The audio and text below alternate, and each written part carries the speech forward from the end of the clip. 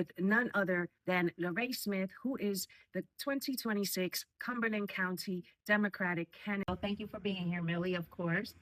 The key this year for me, and I say the key is because I have ran before, people may have seen my name before on the ballot. This time I'm in the #1 spot, which is yay, #1. But a lot of people assume who Rae is because they may have heard my name or seen me at a lot of the different functions or meetings. But ultimately, I'm a girl grew up here in Bridgeton, New Jersey, in Cumberland County. But my roots really started in the Penns Grove area, which was Salem County. My mother was a school teacher. My family owned a pool hall here, and as well as a bar, a local bar in Bridgeton area. My family grew up in the Bridgeton area, and from that, I decided that I didn't want to go off far to college. I went locally to Stockton State College. I was able to maintain good academic standards, but also I was able to branch out and not go to school with everyone else. I went to school with older adults in the evening. I worked full time as a full-time college student and a full-time person who worked in the casino and food industry in Atlantic City area. Of course, when Trump owned all the casinos, and that was the big thing, everybody wanted to get down there and work and experience that. Now it's a different story, but back then things were really booming and really well. And I decided not to leave once I graduated. I came back home. I came back to Gateway. It's called Gateway now, but it was called Tri-County back in the day.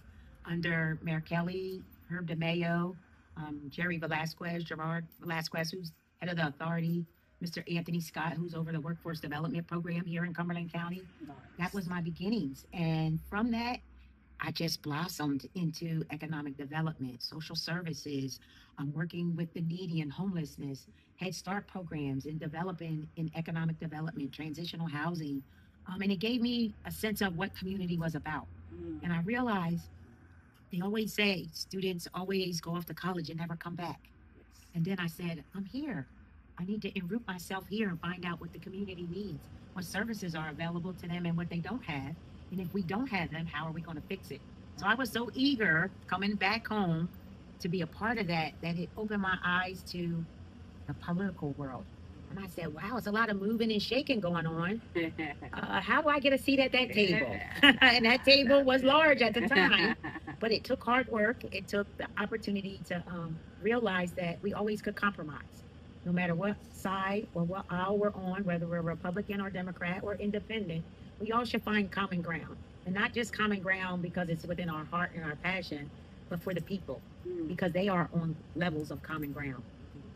And I'm here to run, to let people know that the voices of our community need to be heard. Services need to be filtered down. Those at the top need to now relinquish some of the power that they have and realize that these are tough times, not just on a federal level, but here on a local level. Our gas is up, electric is up, food is up. We are one of the poorest counties in New Jersey, and we're hurting. And that's the thing, like, when is it that I don't know, I want to say stigma, but that reputation, when is Cumberland County no longer going to be the poorest county? Like, do you see that in the future, near future? Well, what do you think? When I'm elected, I'm going to say when I'm elected, I do have a plan. My platform is huge, and my platform covers so much that some people say, well, that's a lot. How can you do that? My background and my education has allowed me to be employed by so many huge industries: United States HUD, Camden Housing Authority, real estate and development, economic development with the empowerment zone, the Easter Seals program, which is your workforce development and those with disabilities, social service. So all the things that I talk about in my platform: homelessness, infrastructure, economic development, housing, transportation, infrastructure.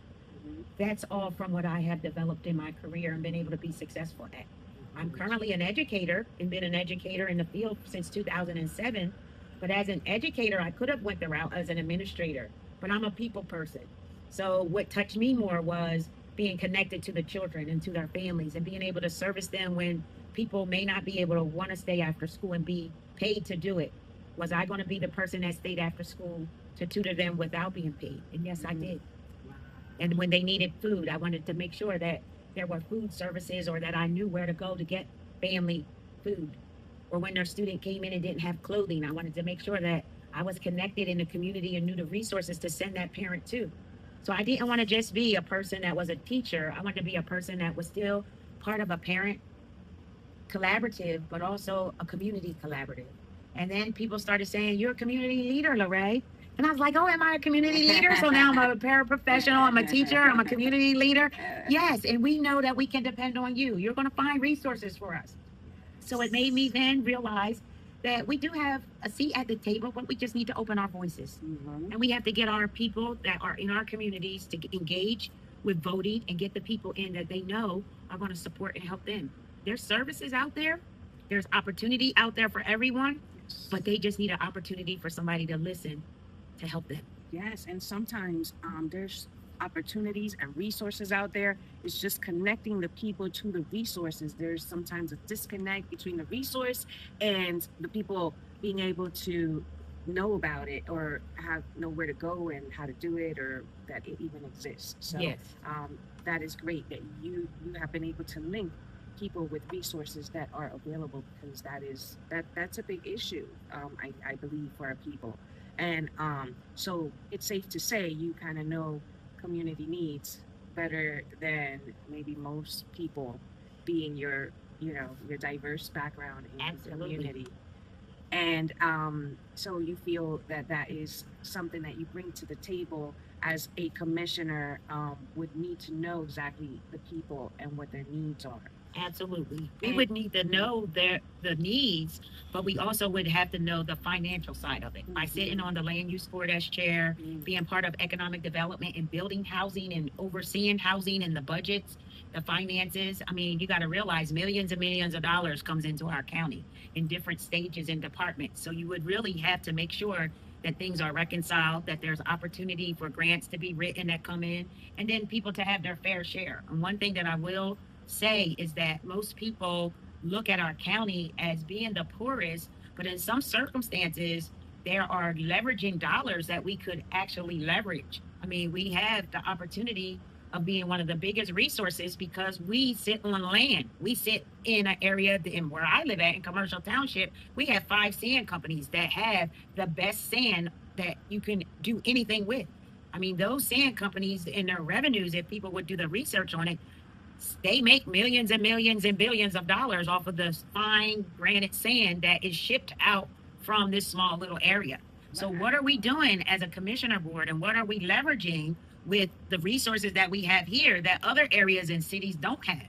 So we talk about low income, we talk about not having enough housing, we talk about homelessness. We are sitting on a multitude of things that we could leverage to solve some of those problems: transportation, infrastructure, homelessness, low income housing for affordable families that could be first time home buyers. I have experience in all that because that's what I was trained to do. But the key is to me is to be able to compromise. And it seems that sometimes when I read the agendas and I look at the people who are out soliciting and the people that are out marketing for our community, are you really about leveraging the dollars to make it make sense and not hurt the families that are here who need the opportunity to have the dream that we all want? Yeah.